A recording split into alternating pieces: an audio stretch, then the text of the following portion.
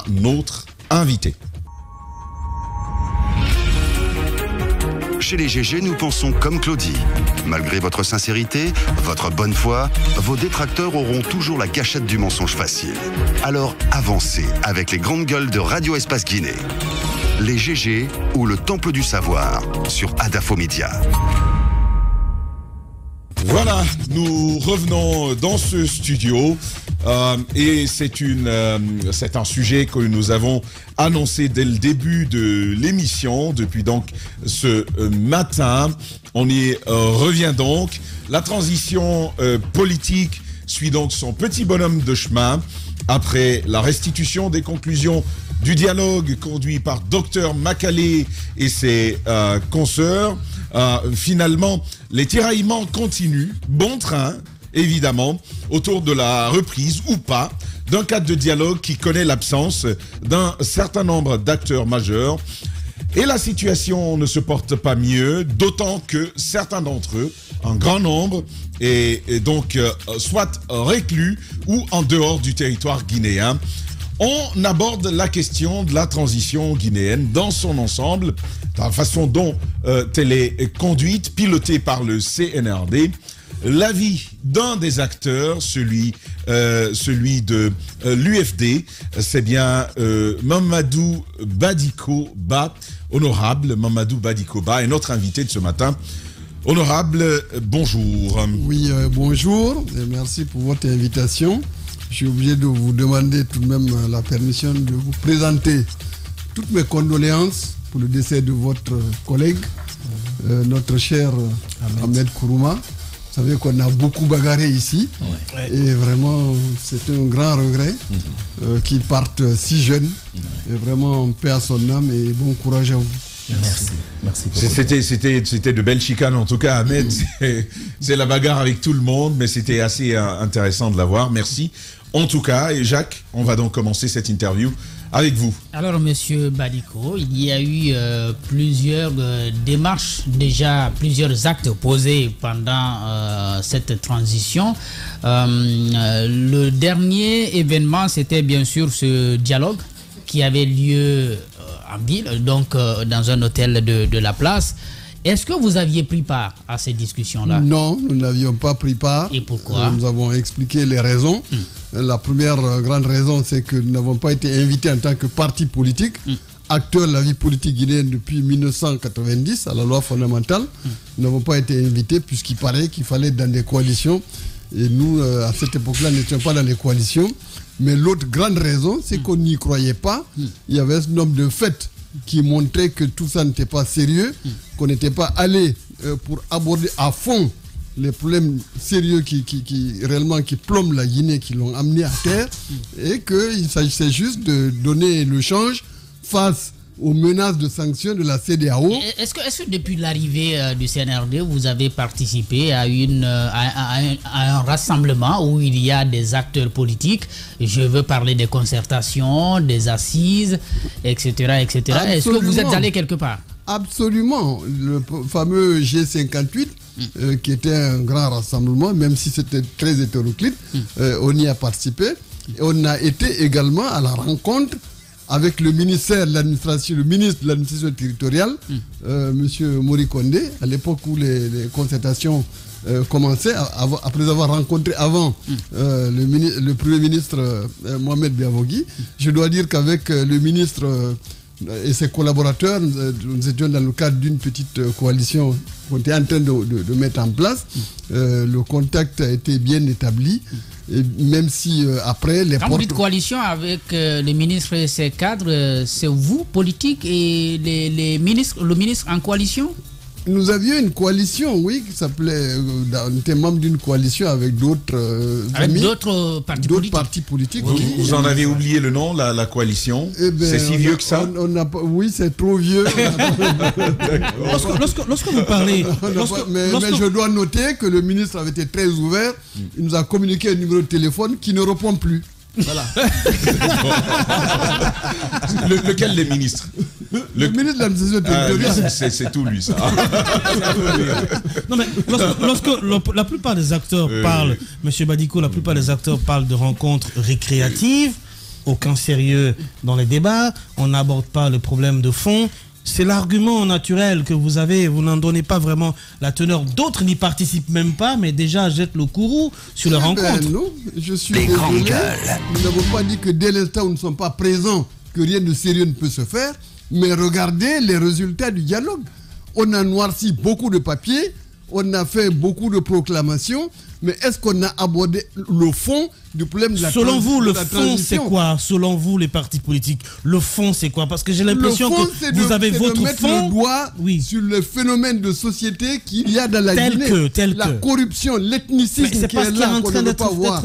L'ethnicisme qu'on ne peut pas voir, la corruption, l'état sociétal que nous traînons, elles n'ont pas été abordées. Non, Roby, on va céder. Alors, vous parlez corruption.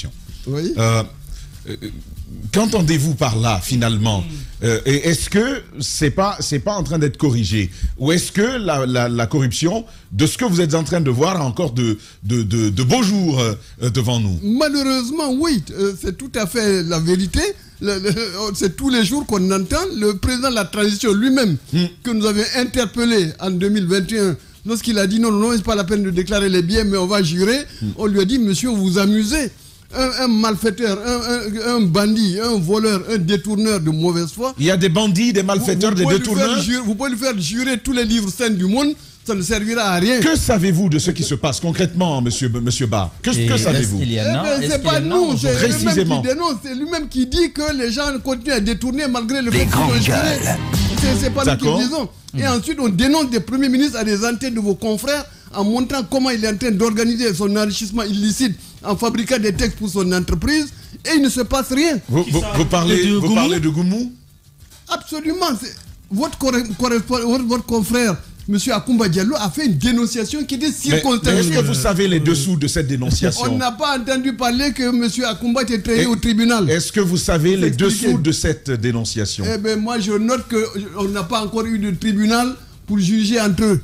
Bon, ça, on va passer dessus. Mais sachez qu'il y a vraiment autre chose en dessous qui pourrait être entendu là-dessus. On aurait été le savoir, mais le Premier ministre dit qu'il n'est pas au courant de l'existence de textes qui l'obligent à déclarer ses biens. C'est tout dire.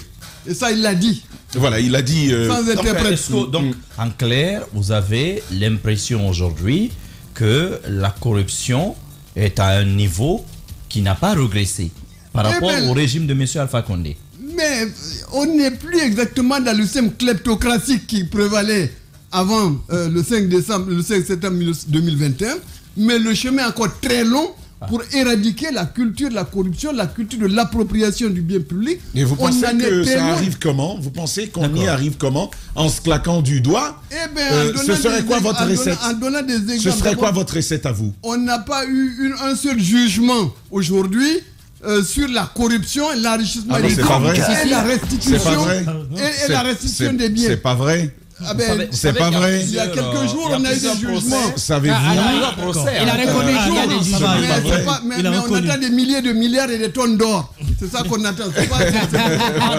Donc, vous avez l'impression que pour le moment, ce sont des menus frétins qui ont répondu? Absolument. Mais quand vous avez un ancien Premier ministre, quand vous avez un ancien ministre de la Défense nationale, quand vous avez plusieurs anciens présidents, directeurs généraux, qui en ce moment répondent, dont certains sont en train d'être jugés, vous trouvez que, et que récemment, un ministre a été débarqué du gouvernement avec tout son cabinet pratiquement, vous ne trouvez pas que ce sont de petits pas, mais importants? En plus d'un DAF qui a été jugé, condamné et dont tous les biens, y compris bancaires, ont été saisis.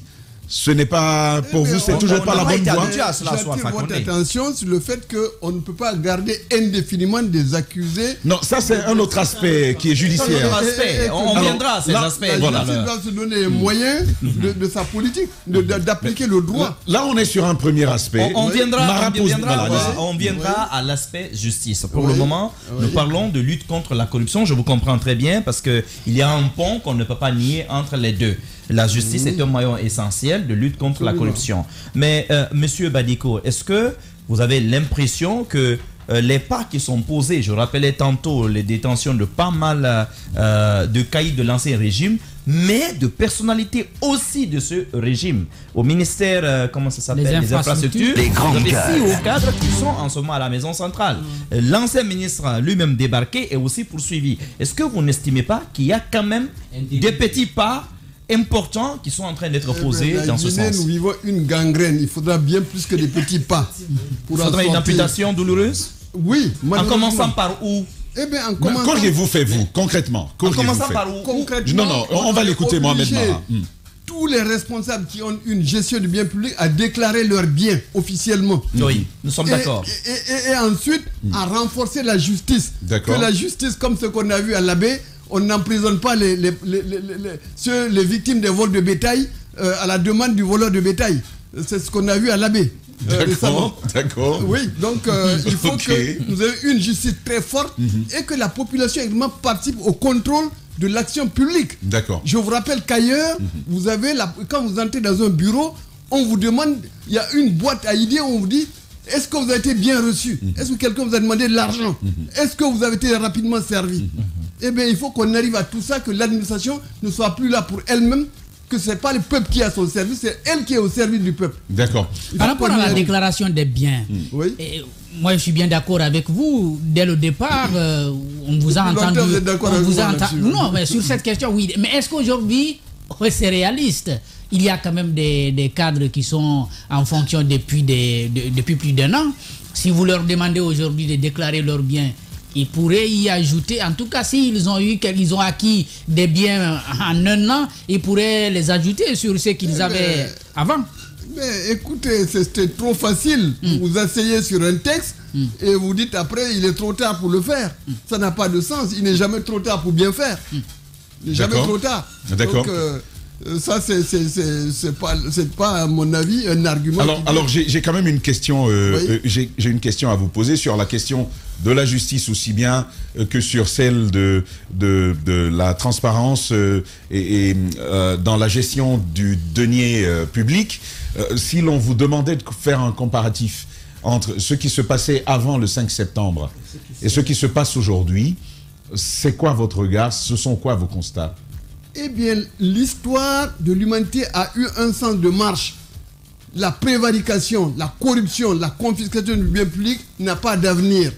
Il est certain qu'aujourd'hui, il y a un signal qui a été délivré à tout un chacun dans ce pays. Vous savez parfaitement la fiesta qu'il y avait avant, les nouveaux riches, la débauche de moyens qu'il y avait, les Madina où les gens changeaient des millions de dollars par jour. Et bien tout ça, effectivement, ça c'est terminé, c'est un signe. Et aujourd'hui, les gens savent que il faut faire attention. Quand vous prenez l'argent qui ne vous appartient pas, un jour ça va vous rattraper. Finalement, ça c'est un signal, mais est-ce qu'il est suffisant pour changer complètement la mentalité? Ça c'est certainement non. Finalement, je suis perdu. Les millions de dollars qui s'échangeaient tout bonnement, c'est par tour de passe-passe. C'est derrière nous. Il n'y en a plus. Oui. Les gens qui, même si tu souhaites voler aujourd'hui, tu te dis attention, il y a la justice qui risque de m'attaquer. Ce sont vos propres mots. Oui. Mais ensuite, vous dites que rien ne se fait du côté de la justice pour lutter contre l'enrichissement illicite. Et ce que vous avez comme argument à ce niveau-là, c'est de dire que ceux qui nous gèrent n'ont pas déclaré leurs biens. Est-ce que finalement c'est un discours qui tient? Eh bien, c'est un discours. On n'a pas dit que la justice n'a rien fait. Il y a eu des premiers pas qui ont été faits. Vous avez même parlé de petits pas.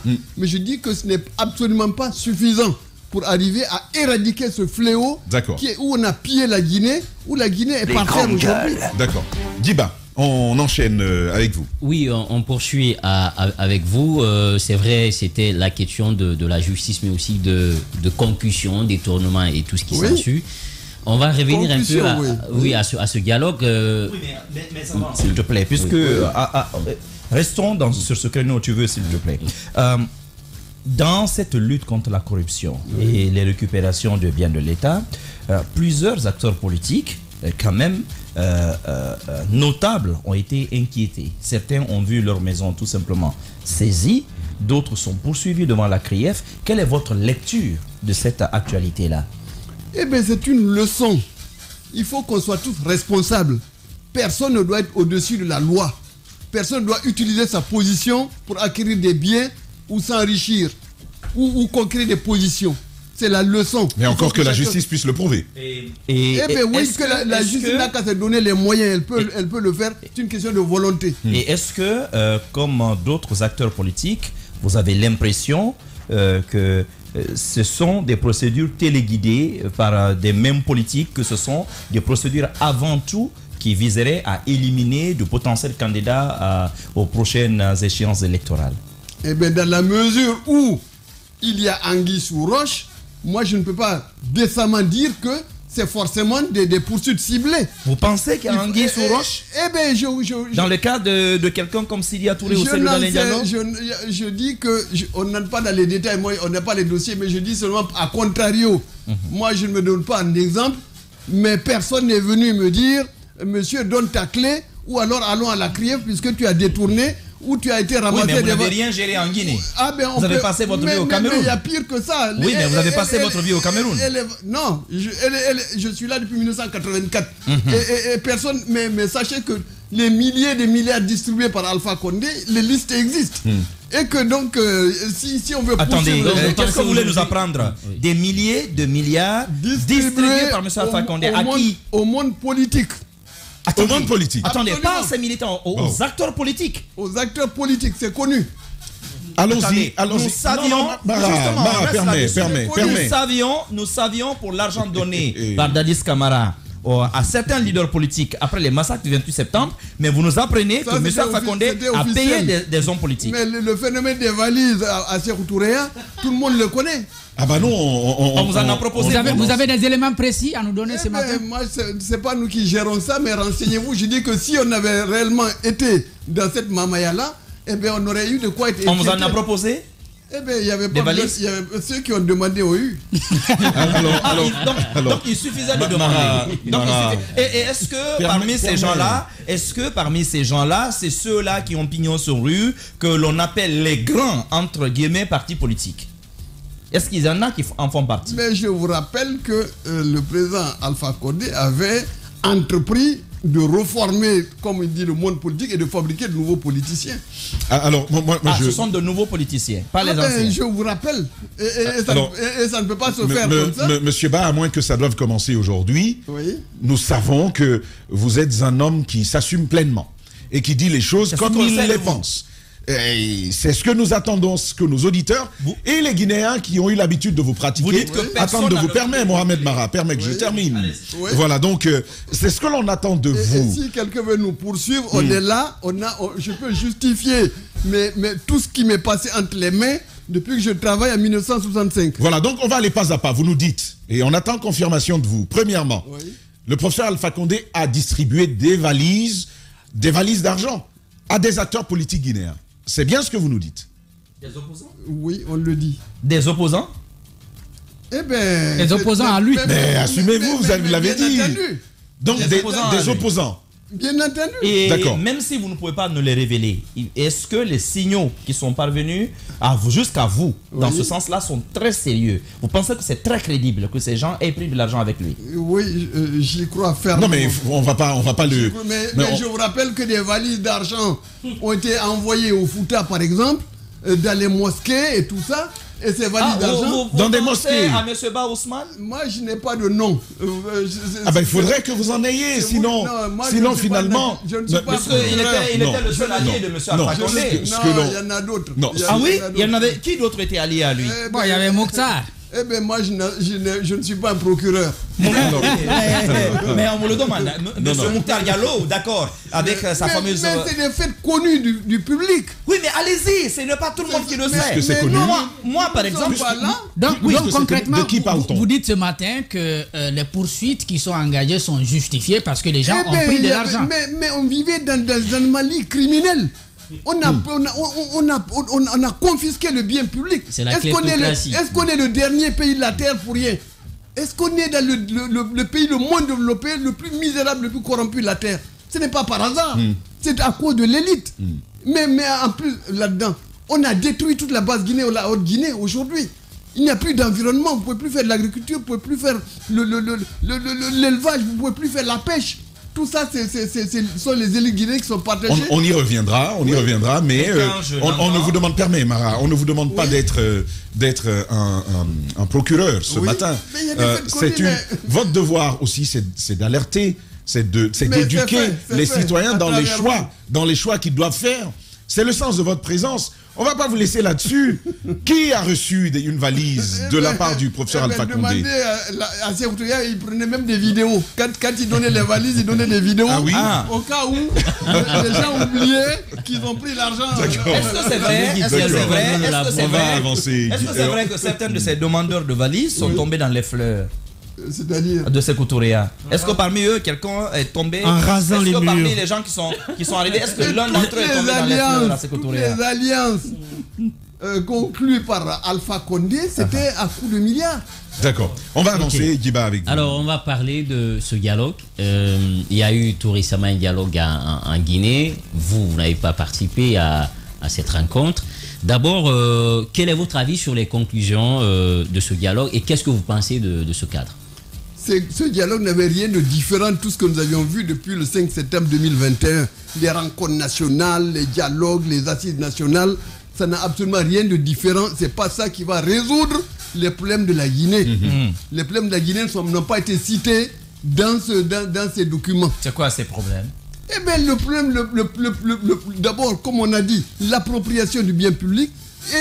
Et le problème de la citoyenneté en Guinée. Le problème de la citoyenneté. Mais il y a des recommandations qui ont été faites. L'une des dispositions de cet accord prévoit justement qu'on laisse la justice faire son travail, mais qu'il fallait empêcher quand même l'instrumentalisation de la justice en permettant aux politiques de rentrer au pays. C'est des vœux pieux. Monsieur Ba, vous avez lu. Mais est-ce que vous êtes fâché parce qu'il y a une limitation d'âge? Eh bien, est-ce que vous avez lu cet accord-là? Sachez qu'aujourd'hui, si vous dites qu'il y a une limitation d'âge, on a à l'UFD des gens capables d'être candidats à l'élection présidentielle prochaine et que ce n'est pas nous. Est-ce que vous avez lu cet accord? Le document de cet accord? On l'a lu. Parce que j'ai l'impression que vous dites qu'il y a des éléments qui ne figurent pas. Et là, on vous rappelle qu'il y en a qui... Mais des vœux pieux, il y en a plein, il n'y a que ça là-dedans. Donc le problème, c'est pas qu'on en ait discuté. Le problème, c'est est-ce qu'on va aborder la question du communautarisme et de l'ethnicisme en Guinée? Non, mais on reste d'abord sur la question abordée. On est bien d'accord qu'aujourd'hui... Alors venons-en à cette question. Oui? Monsieur Babadiko, quelle est votre lecture de l'ethnicisation de l'arène politique en Guinée aujourd'hui? Et est-ce que d'après vous, il y a des acteurs qui surfent plus sur l'ethnie que sur des projets? Mais on n'a connu que ça dans ce pays. Lorsque les ministres de la transition font des tournées en Haute-Guinée, vous savez très bien qu'ils tiennent un langage ethniciste pour caresser les gens dans le sang du poil. Ils ont un double langage, le langage qu'ils tiennent en Haute-Guinée n'est pas le même qu'ils tiennent ailleurs. Seulement les ministres? Même vous les politiques? Eh bien, justement, il ne faut pas dire que le problème n'existe pas. Oui. Là, on a dit que non, mais si vous accusez seulement le gouvernement... Mais vous savez très bien qu'il y a un double langage. Le ministre de la Justice a tenu des propos extrêmement graves du côté pour caresser les gens dans le sang du poil en Haute-Guinée. Eh bien, ça, on n'en parle pas. Est-ce qu'on peut avouer plus clairement le fait qu'il y a un véritable problème lorsqu'on dit aux gens... Ils ne seront pas candidats. Pardon? Ils ne seront pas candidats aux élections. Ça, c'est pas notre problème. Je dis que c'est ils sont allés dire un certain nombre de choses en Haute-Guinée et qui interprètent toute la région. Et qui choquent. Mamadou, permets, Mara, s'il te plaît. Permets. Mamadou Badiko Ba, président de l'UFD, il est notre invité ce matin. Il s'exprime sur la conduite générale de la transition de la République de Guinée engagée depuis le 5 septembre. On poursuit cette interview avec vous, mon cher Roby, pour votre question. Alors, une période d'accalmie de 1 an et quelques mois, depuis le 5 septembre, le FNDC dissous décide de revenir battre le pavé en organisant une manifestation. Est-ce que vous êtes d'accord? Mais nous regrettons qu'on soit toujours en Guinée dans un éternel recommencement. S'il y avait un Est-ce que c'est nécessaire sérieux, selon vous? Si on avait un dialogue sérieux, un véritable consensus à l'intérieur du pays pour nous attaquer aux vrais problèmes du pays, on n'aurait pas besoin de manifester. La transition a besoin, malheureusement, d'accalmie. La transition a besoin d'un minimum de paix pour pouvoir faire 1 million de travail, mais à condition qu'on s'entende sur qu'est-ce que la transition. On n'a pas du tout aujourd'hui le sentiment que ce pouvoir est un pouvoir en transition. Mais la période de transition est déterminée, monsieur Badigo. Attends, le pouvoir est installé. Oui, allez-y, installez. Il est bien installé. Est-ce que vous avez vu l'explosion du culte de la personnalité du chef de la transition? Ah bon? On a même dans un pays où l'élection, un pays président a été élu, on n'a pas vu autant de portraits dans un pays. Quels sont les éléments? Monsieur Badigo, quels sont les éléments qui sous-tendent votre argument qui dit que autour du président aujourd'hui, il y a une culte de la personnalité comme auparavant? Quels sont les arguments? Donnez-nous quelques exemples. Si vous n'avez pas de lunettes, prenez des jumelles. J'en ai pas, vous avez vu, j'ai pas de lunettes. Est-ce que vous avez vu le nombre, les milliers de portraits géants qu'il y a dans le pays à l'effigie d'un individu? Est-ce que vous avez vu ça? Est-ce que c'est normal? C'est le baromètre? C'est le baromètre qui vous dit qu'il y a le culte de personnalité? Combien de milliers dans quel pays ça n'existe pas? Alors aujourd'hui, vous avez, le sentiment qu'on n'est pas dans une transition. On est dans un pouvoir installé qui veut se pérenniser. C'est ça notre analyse. C'est quoi vos indices au-delà des images? Monsieur Badico, il y a la CEDEAO, il y a qui quand même s'est accordé avec le pouvoir à Conakry sur la durée de 2 ans. C'était même à la réunion au sommet de la CEDEAO, la question a été abordée. Est-ce que vous ne pensez pas les États-Unis, l'Union européenne aujourd'hui qui ont tous avalisé cette durée et qui accompagnent cette transition installée? Je suis désolé de vous décevoir, mais la jeune Guinée n'a rien inventé. C'est un procédé qui est tout à fait commun. On l'a vu au Tchad, on l'a vu au Mali.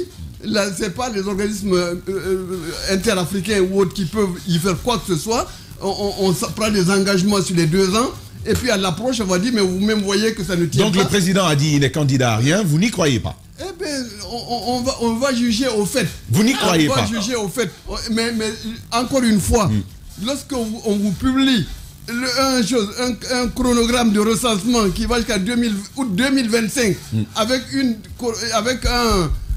transition qui était censée durer 2 ans, eh bien, il faudrait qu'on nous explique où sont passés les 8 mois. Alors d'accord. C'est tout à fait clair. C'est officiel, c'est la ministre du Plan elle-même qui l'annonce. Monsieur Ba, oui. Monsieur Ba, vous avez une particularité. Je ne sais pas si on vous le dit souvent au sein de la classe politique guinéenne. En fait, vous n'êtes ami avec personne.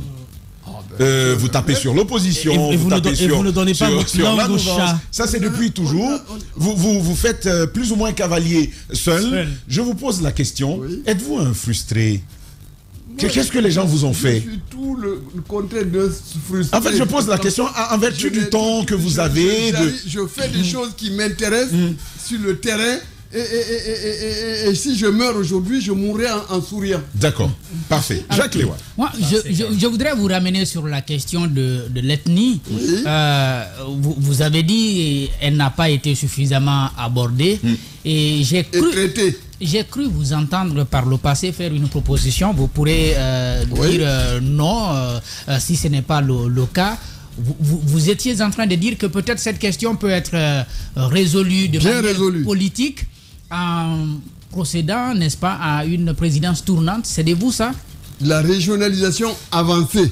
Il faut sortir du suffrage universel dans lequel c'est des combinaisons d'alliances ethniques.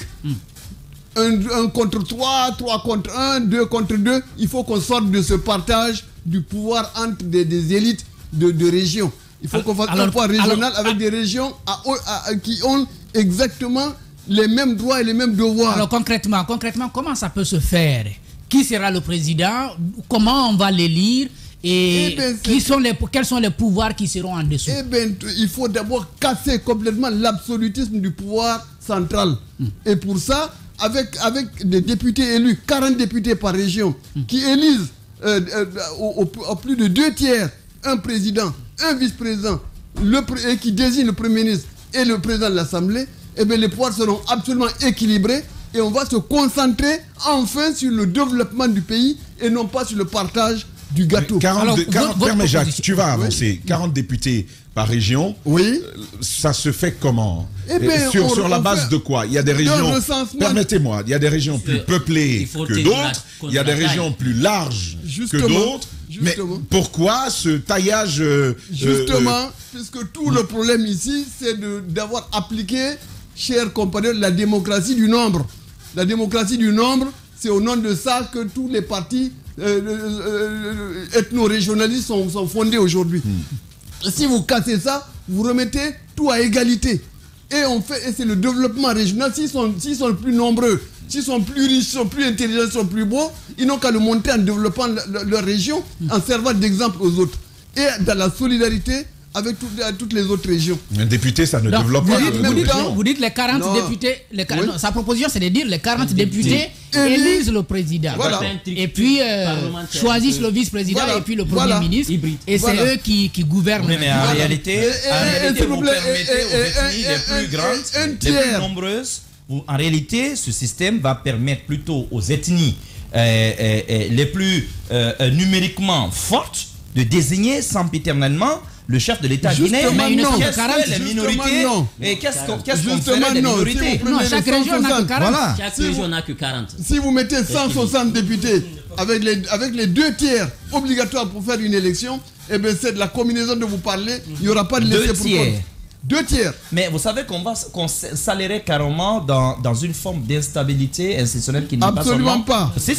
Si, parce que pour réunir, attendez, on connaît ce type de système sous d'autres cieux, l'Italie, avec sa forte dose de parlementarisme, Israël, vous le savez très bien, que réunir des coalitions aussi hétéroclites va provoquer énormément d'instabilité. Doyen, dans un pays déjà absolument instable. Moi, je comprends votre souci, mais je dis que tout ça, c'est lorsqu'il est question de partage du gâteau. Mais ça ne va pas. Il n'y aura pas de gâteau à partager, donc les gens n'auront pas besoin de s'affronter. Ça ne va pas régler la question. Ah, mais si. Ça ne va pas. Mais les gens vont s'entendre. Eh bien, on va justement les ressources seront réparties. Et je vous dis qu'on a dit qu'un tiers des ressources seulement sera consacré à l'administration. Tout le reste, c'est le développement local. Alors, quel sera le lien entre le pouvoir central Une administration déglinguée, corrompue, si on n'y consacre pas suffisamment de ressources pour la reformer, comment voudrez-vous développer le pays? Eh bien, c'est pas les fonctionnaires là qui vont développer le pays. Le développement, il va être local.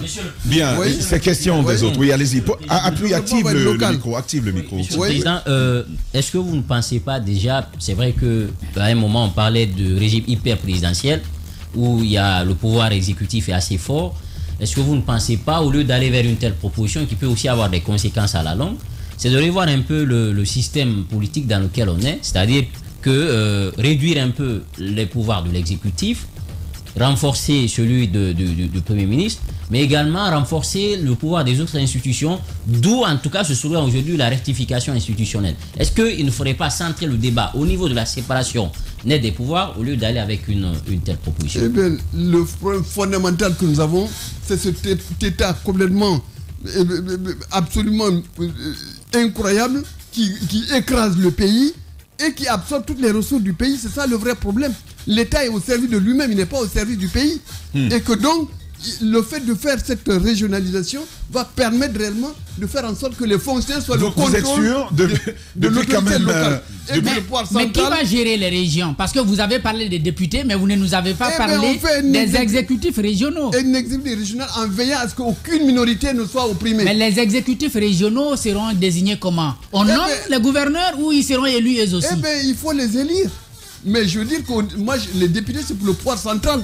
Et au pouvoir régional, eh bien, il faudra une élection aussi pour désigner les éléments responsables et en veillant à ce qu'aucune minorité, quelle qu'elle soit, ne soit écartée. Alors, ce qu'on va faire, c'est le problème de l'État, chers compagnons, c'est le problème de l'État. Aujourd'hui, la Guinée vit pour l'État guinéen.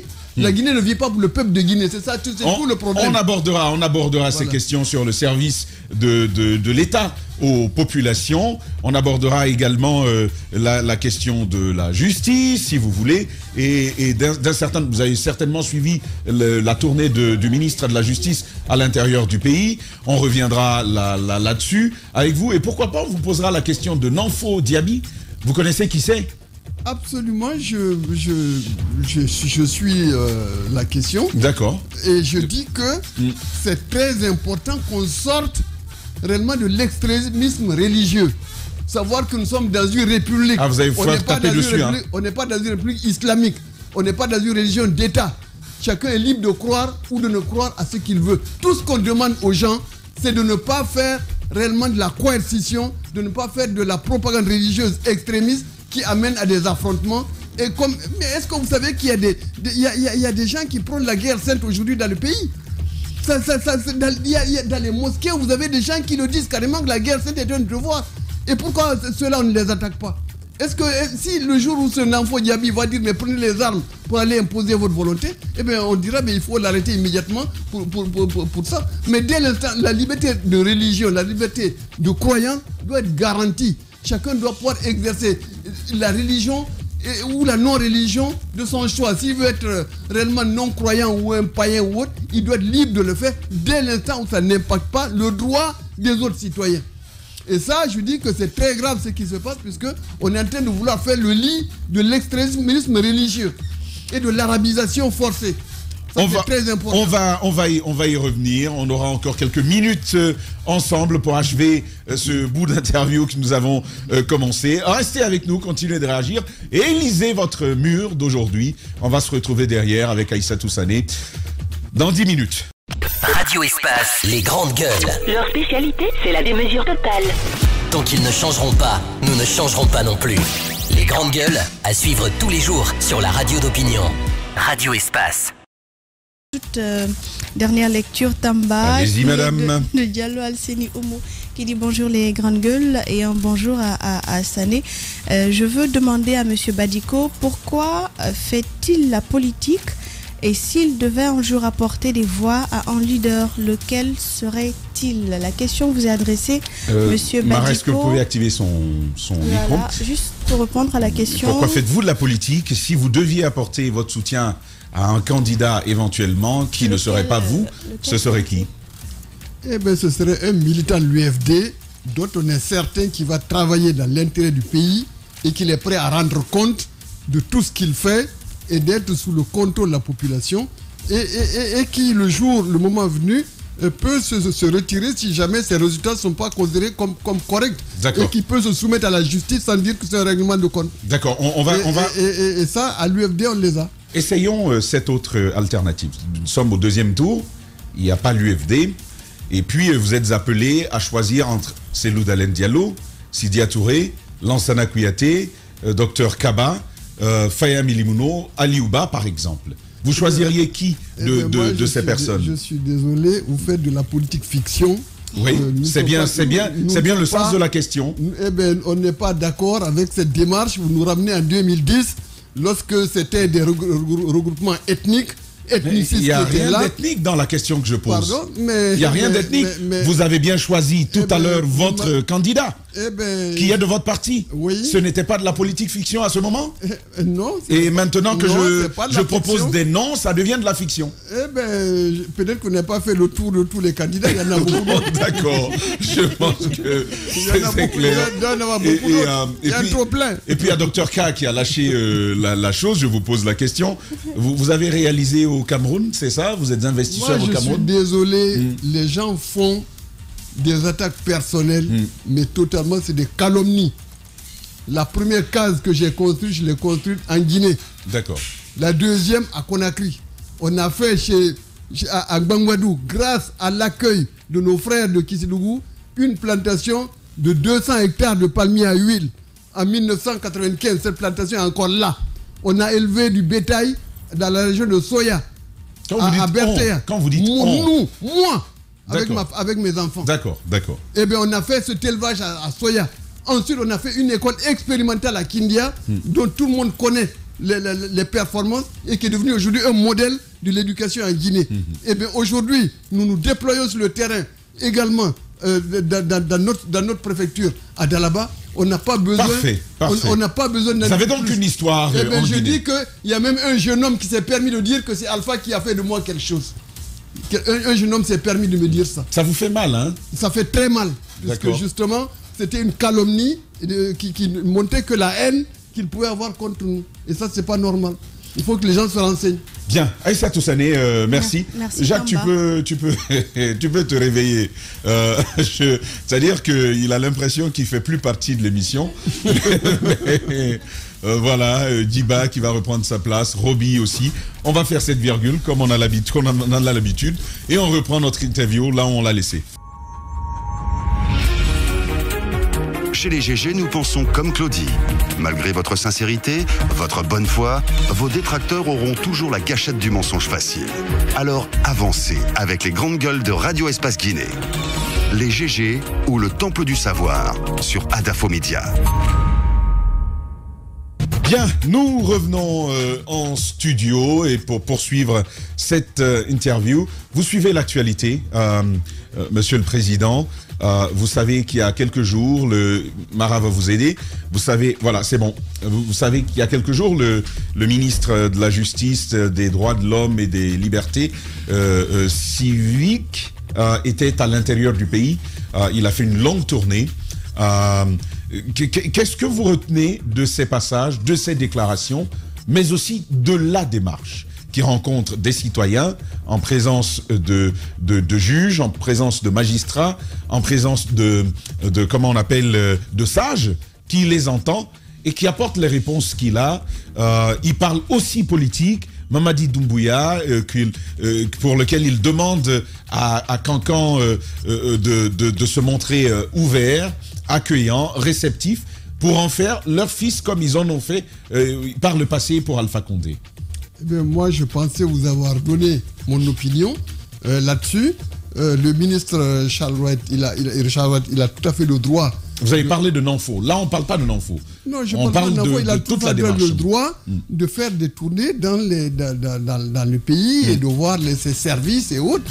Mais je dis seulement que il n'est pas le seul. C'est ce double langage. Ça vous rassure? C'est le double langage des porteurs qui nous inquiète. Lorsqu'il est en Haute-Guinée, il ne parle pas de la même façon qu'ailleurs. Et je dis que ça, c'est extrêmement grave. Certains pensent que dans la refondation de l'État, notamment la justice étant au centre de cette refondation, qu'un ministre de la justice ne doit pas donner l'air d'avoir une partie prise. Non, un ministre de la justice, c'est un ministre politique. Faut pas lui dénier. Mais je dis seulement qu'aller à Cancan, caresser l'ethnicisme dans le sens du poil, eh bien ça c'est extrêmement grave. Comment ça? Comment ça? Mais il a caressé les gens dans le sens du poil. Il a parlé aux gens de Cancan comme étant la région. Mais vous-même vous dites que c'est un politique. On va l'écouter. Eh bien, justement, de notre côté, ils se disent prêts à poursuivre tous ceux qui vont se permettre d'introduire le débat ethnique ou autre, oui, même au procès du 28 septembre. Et le pratique. L'ethnie à Cancan, dans son discours. Oui, en quoi le débat la façon dont il a parlé aux gens, c'est avec les histoires d'Alpha Condé ou autre. C'est interdit. Eh bien, ça montre exactement l'objectif, qu'on n'est pas dans la transition, qu'on est déjà en train d'installer un autre pouvoir. D'accord. Il était en campagne pour vous? Mais c'est évident qu'ils sont en campagne. Il n'est pas le seul. Et je dis que c'est ce double langage qui nous inquiète. C'est pas normal. Arriver à Cancan et parler aux gens comme s'il y a des droits divins de diriger la Guinée en tant que région, eh bien c'est pas normal. Mais il a jamais dit que, si tu permets Thomas, il a jamais dit que le CNRD s'éterniserait au pouvoir. Il n'a jamais demandé un soutien quelconque d'une population au CNRD. Il a plutôt demandé à ce qu'il y ait un accueil favorable de leur fils, comme on l'a fait pour Alpha Condé. Et c'est la zone si prête. C'est la preuve qu'on n'est pas dans un pouvoir de transition, dans un pouvoir qui compte s'éterniser. D'accord. Se pérenniser. On va... C'est la preuve. D'accord, on va poursuivre les gars. Oui, allez-y. Il y a quand même, en plus de la lutte contre la corruption, la récupération des domaines de l'État, ces actions qui sont en cours sur le terrain en termes de développement. Et on a entendu certains dire, je crois que vous êtes dans le même sens, vous intervenez dans le même sens, puisque vous dites le pouvoir a tendance à s'installer aujourd'hui. Est-ce que pour vous, la transition peut aller de pair avec les actions de développement, notamment la construction des infrastructures? Nous ne pouvons que louer tout ce qui est fait pour sortir le pays de cette misère, de ce sous-développement chronique dans lequel on est. Et je dis que si on est arrivé à commencer des travaux, eh bien c'est déjà, puisque au moins il y a un frein qui a été mis à la grosse corruption. Il y a donc des ressources certainement qui sont en train d'être dégagées pour faire ce qui est utile au pays. Mais le dit que construire les routes, c'est très bien. D'abord, il faut savoir, est-ce que ce n'est pas des routes de campagne électorale? ce serait une très bonne chose. Il y a des routes de campagne électorale. Absolument. Bon, c'est vrai qu'avant, il n'y avait que des premières pierres, il n'y avait jamais de deuxième pierre. C'est-à-dire qu'après la période électorale, ces routes n'existeront plus, selon vous? Justement, il faut en être sûr. Et ensuite, donc nous, on ne peut que l'encourager et dire que les problèmes sont à tous les niveaux dans le pays. Et je dis que c'est 1000 fois prioritaire de faire des routes, principalement des routes rurales, en zone rurale, plutôt que des aéroports avec des avions présidentiels. C'est pas ça la priorité. La priorité, c'est tout ce que... Et il faut que ce soit des routes durables et que les gens soient éduqués à entretenir le patrimoine routier. D'accord. Que c'est pas tout d'avoir une route, mais ça, je dis que également faire les bonnes routes n'autorise pas non plus à faire de la dictature et à emprisonner les gens sans jugement. Ça, je le dis. C'est comme Alpha Condé qui mettait les gens en prison au motif qu'il a donné le courant à la Guinée. C'est exactement la même chose. C'est pas possible. On n'est pas d'accord. Okay. Donc, il vous donne le courant et il vous faut en prison. Oui. Il donne le droit de piétiner les libertés. Il vous fait prendre des valises et après il vous met en prison. Non, moi, je n'ai pas pris de valises. Ah ouais? Quand j'allais à Sékou Touré... Mais comment vous avez su que les valises se prenaient? Parce qu'il allait à Sékou Touré. Oui, mais pas seulement... C'est très important. Pas seulement que vous alliez à Sékou Touré, vous nous dites que vous n'avez pas pris de valise, vous nous dites qu'on ne vous a pas fait de proposition, vous nous parlez même de séances vidéo. En fait, vous connaissez tout le processus, monsieur Badiko. Mais je suis un militant politique, je suis payé pour savoir dans quel milieu j'évolue. D'accord. Alors, un militant politique se doit d'être informé. Est-ce que c'était des témoignages? Vous dites être payé? Non, mais vous dites être payé pour savoir? Eh bien oui, c'est-à-dire qu'un militant politique... un militant politique doit savoir dans quel milieu il évolue. Mais vous avez dit, c'est important. Vous avez dit que vous êtes payé pour savoir ce qui se passe. Payé pour savoir ce qui se passe. Dans quel milieu je vis? Mais puisque les conséquences, il les paye. Quand il déroge à ça, il le paye. Vous ne me répondez pas à ma question, monsieur. Vous êtes payé Monsieur Ba, vous ne répondez pas à ma question. Dans quel milieu vous êtes? Est-ce que votre parti politique est aujourd'hui affilié à des mouvements, soit des milieux d'affaires ou même étrangers, qui vous financent, qui vous rétribuent? Absolument pas. Nous recusons ça. On plaint et on trouve pitoyable tous ces gens qui ne peuvent se faire valoir que lorsque ils ont des tapes sur l'épaule par des éléments extérieurs. Mais vous dites être payé. Oui. Et comment est-ce que vous êtes payé? Ils ne se sentent guinéens que lorsque un blanc les a invités. Oui, mais vous dites être payé par qui et comment? Pardon? Vous êtes être payé par qui et comment? Mais ça veut dire que lorsque vous dérogez au principe, les conséquences, vous les payez. En fait, ce que vous voulez dire... financer votre parti politique. Surtout ne me parlez pas de cotisation. Ce sont des contributions militaires. Non, ne m'en parlez pas. Ce sont des contributions militaires. Combien coûte la carte? On a donné les noms, chers compagnons. On a donné les noms de ceux qui nous ont aidés dans le parcours. Oui. Et le premier qui nous a aidés, je dis, mon ami, mon camarade et adversaire politique d'avant, Bakary Fofana, l'ancien président de la CENI. C'est quelqu'un qui nous a donné 7 millions en 2013. Et on a eu des camarades. 7 millions. Attendez, oui. 2013. Il était président de la CENI. Il était président de la CENI, oui. Il vous a donné de l'argent. Il était un camarade.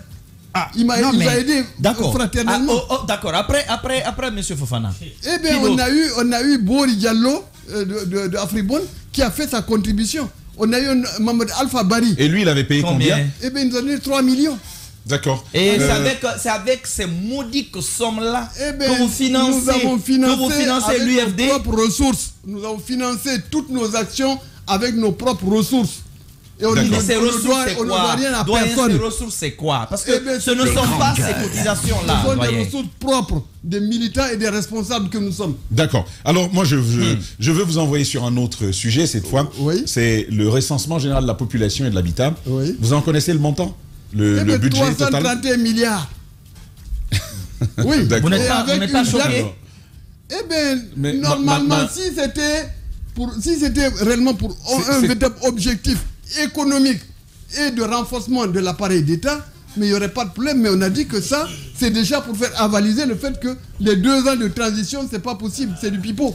Et, en fait, le sens de ma question allait plutôt, c'est pas est-ce que le montant il est juste ou pas. Ma question c'est, est-ce que pour vous, il s'agit d'une opération légitime aujourd'hui, en prenant en compte le contexte guinéen.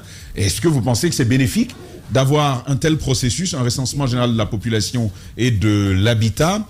Quelle plus-value est-ce que c'est censé apporter à la gouvernance à venir? Sur le plan de la planification, le recensement général de la population et de l'habitat s'impose.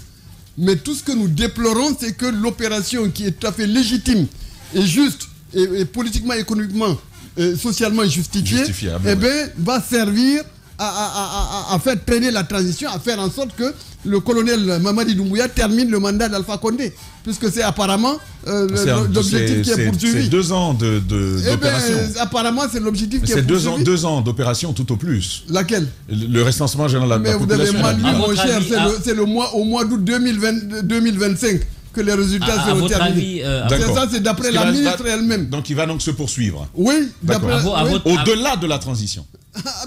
Mais justement, comment est-ce possible que le fichier électoral se fasse avec un recensement qui se termine qu'en août 2025 et que la transition se termine avant? Expliquez-moi. Très bonne question. Très bonne question. Allez-y, moi j'y réponds pas. Voilà, ramenez-moi dans la salle. À votre avis, on aurait pu faire moins que cette durée dans le cadre du recensement général de la population?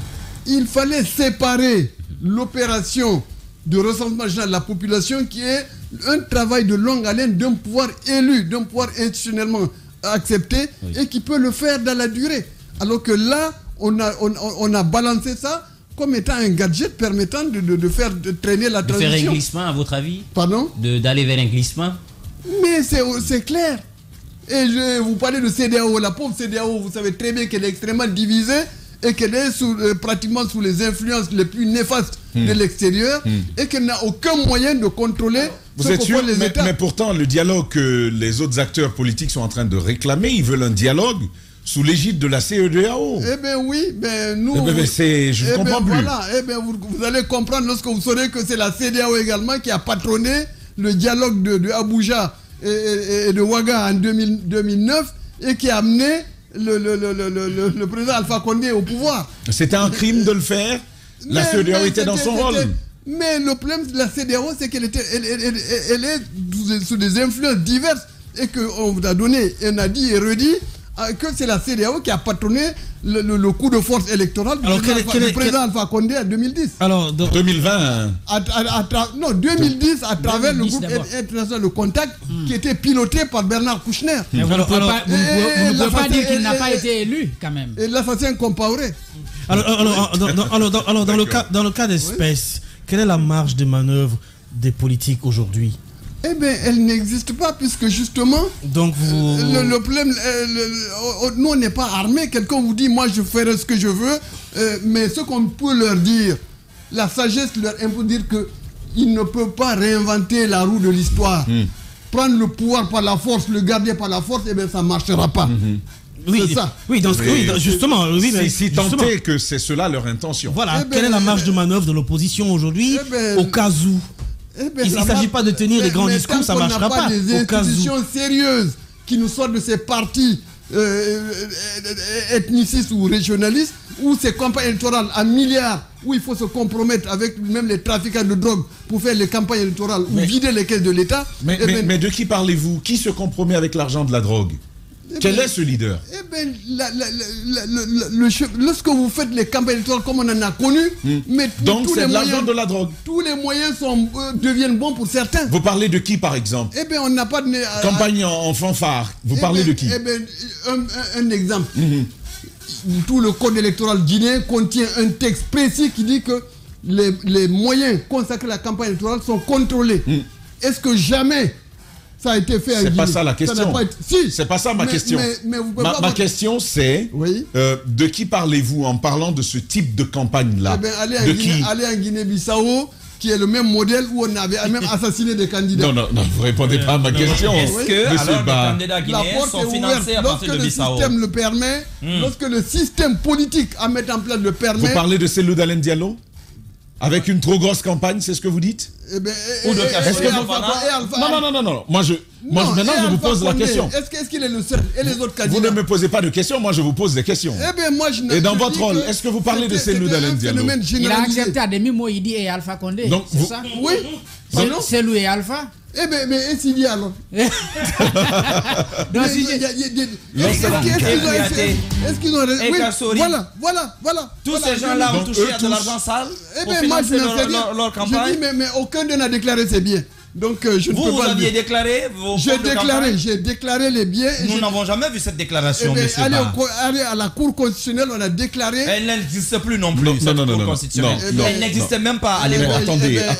Attendez. Nous avons fait la déclaration des dépenses que nous avons effectuées à la campagne électorale de 2010. Auprès de qui? De la Cour constitutionnelle à Camayen. Ah, la Cour. Ça veut dire que vous avez copie de cela? Oui. Vous avez des copies? Absolument. Bon, vous nous les donnerez. Et comme ça, on va les présenter aux Guinéens. Allez à la Cour, demandez-leur leurs archives. Ah non, mais vous avez forcément des copies. J'ai déclaré mes biens. Pas vos biens. On parle plutôt des fonds de campagne. On a fait la déclaration à la Cour constitutionnelle. Vous êtes vertueux. Donc vous allez nous lire. Non, Mara, il va nous. On a besoin simplement de des pièces, des copies de cela. Allez chercher une déclaration. Donc qui vous habilite à contrôler les frais de campagne de tous les membres. Non, on ne contrôle pas de tous les autres. Si tous les autres, si vous obtenez, si vous obtenez que 2 ou 3, attendez, si vous obtenez que 2 ou 3 candidats le fassent, eh bien on est volontaire. On ne va pas être des accusés. Je peux vous poser une question. Vous au moins vous avez dit que vous avez fait. Les autres n'ont pas dit qu'ils ont déclaré. On veut simplement la preuve que vous l'avez fait. Eh bien ça a été déclaré à un organisme officiel. Demandez-leur la copie. Vous avez les décharges? On peut au moins voir. Forcément, ils ont des copies. Et c'est tout ce qu'on demande. C'est tout ce qu'on demande. Pour ne pas insister là-dessus. Dernière question. Oui, pour ne pas insister là-dessus. Alors, pouvez-vous nous dire à combien ça coûtait, par exemple, vos dernières campagnes? Globalement. La dernière. Campagne, ça vous a coûté combien? Législative. Eh bien, on était aux environs de 600-700 millions. Seulement. Oui. Parce que nous, on ne paye jamais. On ne paye pas. Financé comment? Par des fonds propres. Quand vous dites fonds propres, c'est-à-dire des contributions des membres du parti, des responsables. C'est vérifiable, non? Vous avez parlé de 600 millions, c'est vérifiable. Oui, 600 millions, oui. D'accord. Très bien. D'accord. Alors, nous arrivons... Je vous rappelle qu'on avait fixé la caution des listes nationales à 200 millions pour obliger les gens à aller chercher l'argent quelque part.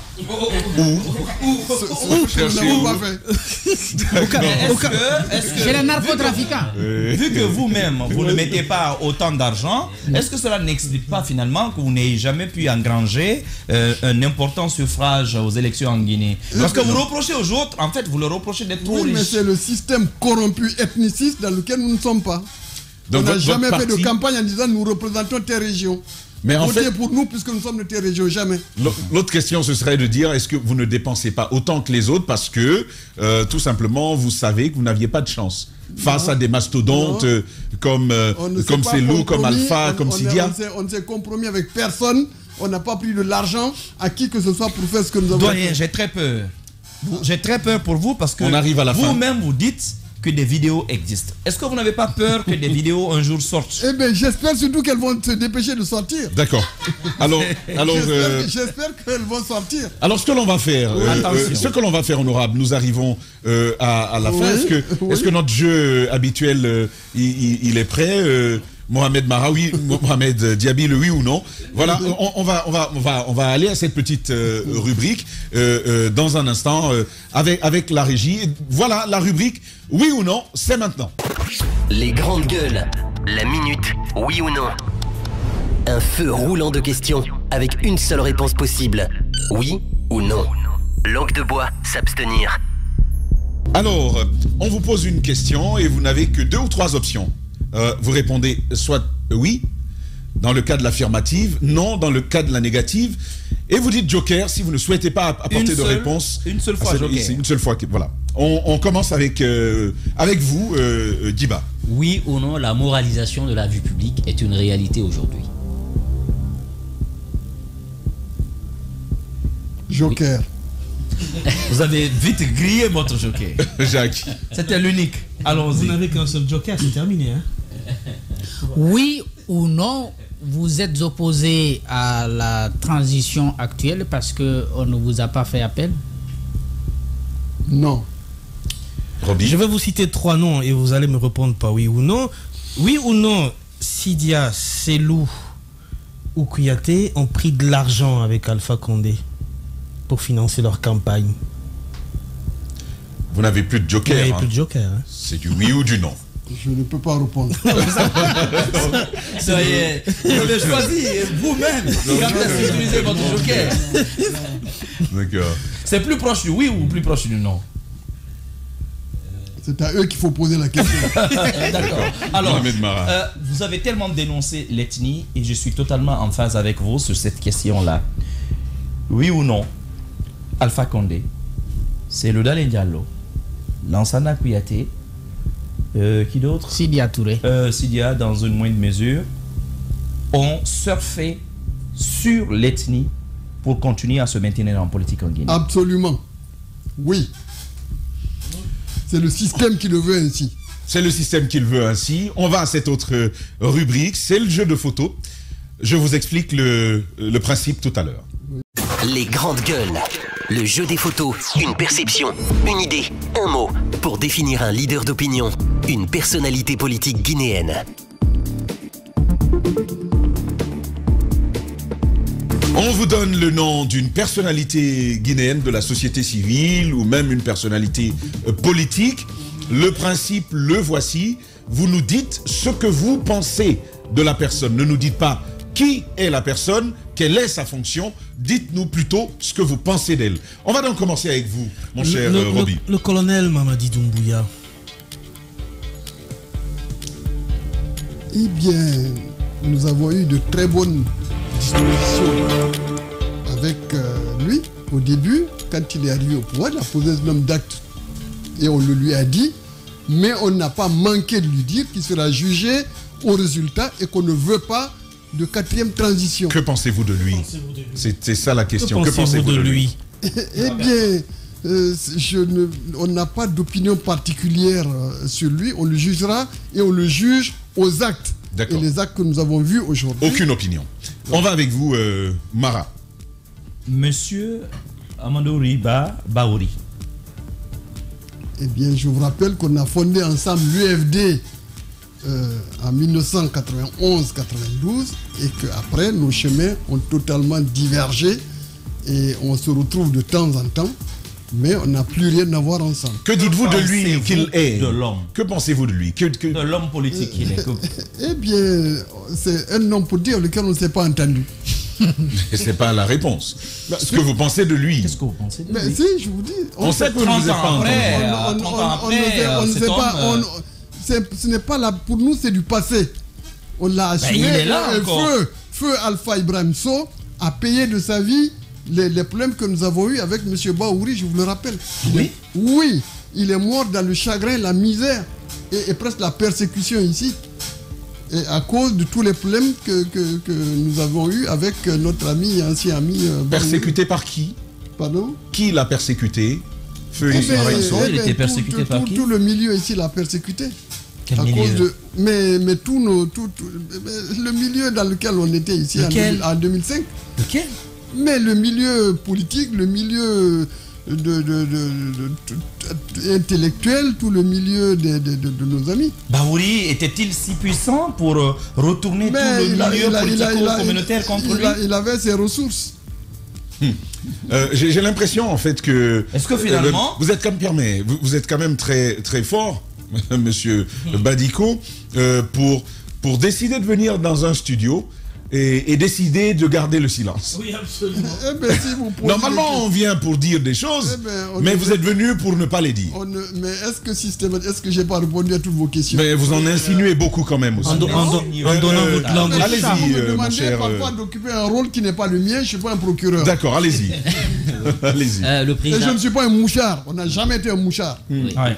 Le président Alpha Condé, Oui. qu'est-ce que vous pensez de lui? Eh bien, ça a été mon grand frère, c'est lui qui m'a admis parmi eux. On ne s'est pas entendu et je regrette qu'il ait détruit tout ce que nous avons fait ensemble. Jacques? Ibrahima Kassouri Fofana. Eh bien, c'est quelqu'un que je ne connais pratiquement pas. Je l'ai connu à la campagne électorale de 2015. On a eu des rapports corrects. Donc pas d'avis. Et il fait partie des gens qui nous ont toujours fui, qui n'avaient aucune envie d'être vus avec lui. D'accord. Vous terminez rapidement. C'est Dalen Diallo. Eh bien, c'est un compatriote. On a eu à travailler ensemble et on se voit de temps en temps. On a eu même maintenant souvent le contact. Là, ça fait quand même quelques temps. Mais je dis qu'on n'a pas de problème particulier. Voilà, nous arrivons donc à la fin. Vous avez un petit mot. C'est le principe de l'émission. On vous laisse une petite minute, justement, pour vous adresser à nos millions d'auditeurs, de téléspectateurs et de téléspectatrices qui vous ont suivis depuis le début et à qui vous souhaitez certainement passer un message. Le grand message à passer est que la Guinée est à reprendre à zéro. On a fait fausse route depuis 1958. Toutes les espérances de 1958 de bâtir un État moderne, un État juste, un État solidaire, un État uni ont été complètement ruinés par l'élite. Et qu'aujourd'hui, il faut qu'on reconsidère totalement notre attitude vis-à-vis de l'État, notre attitude vis-à-vis de la citoyenneté pour nous consacrer, devenir de véritables patriotes, pour nous sacrifier pour notre pays, pour qu'on s'en sorte et avoir conscience qu'aujourd'hui la Guinée est au fond du trou. Il faut que vous sachiez que les mentalités aujourd'hui, nous portons à nous-mêmes, dans les millions de têtes que nous sommes, les raisons même de nos malheurs, les attitudes totalement injustes, les attitudes ethnicistes, les attitudes de profiteurs, les attitudes de corrompus, l'usage de la corruption et l'usage de la facilité, le refus de travailler, eh bien c'est ça qui tue la Guinée. Aujourd'hui, c'est ça le vrai problème. Il faut que les gens sachent que la route sera extrêmement longue pour nous sortir du trou dans lequel nous sommes enfoncés. Et que la loi doit être la même pour tout le monde. Et pas les sabous, les suppliques et autres. L'impunité doit s'arrêter. Et c'est ça le vrai problème. Et il faut qu'on s'engage. La génération actuelle, au moins pour 30 ans, 50 ans, nous avons des sacrifices énormes, chacun de nous à faire, pour sortir du gouffre dans lequel nous sommes plongés aujourd'hui, avec une Guinée qui est pratiquement détruite dans une grande partie. Regardez la Haute-Guinée, la Basse-Guinée et toute la Guinée orientale, le sud-est, dont on disait la forêt, aujourd'hui la forêt qui n'existe plus. C'est ça le message que nous avons. Le chemin va être extrêmement long et on ne peut pas tricher. On ne peut pas tricher. Les discours, les apprentis sorciers de la médiatique et autres, c'est pas ça qui va nous sortir du sous-développement, de la misère que nous vivons aujourd'hui. Je vous remercie. Mamadou Badiko Ba, merci. Vous êtes président de l'UFD. Vous nous avez tenus en haleine depuis un certain moment. Merci en tout cas d'avoir accepté notre invitation d'aujourd'hui. C'est moi qui vous remercie pour votre invitation. Voilà. Si vous avez eu des questions auxquelles je n'ai pas répondu, je m'en excuse. On comprend par ailleurs. Voilà. Hein, c'est de bonne guerre. On reste donc ensemble. Dans un instant, justement, on va aller à cet autre sujet. Disté, vous le connaissez très certainement, il prend la parole sur une affaire, l'affaire Badala, qui concerne celui que vous connaissez bien, Tidiane World Music et son ex-épouse. On marque cette virgule et on se retrouve derrière. Espace TV Guinée est sur YouTube. Abonne-toi. Espace Guinée sur YouTube. Espace TV en avance sur les réseaux sociaux.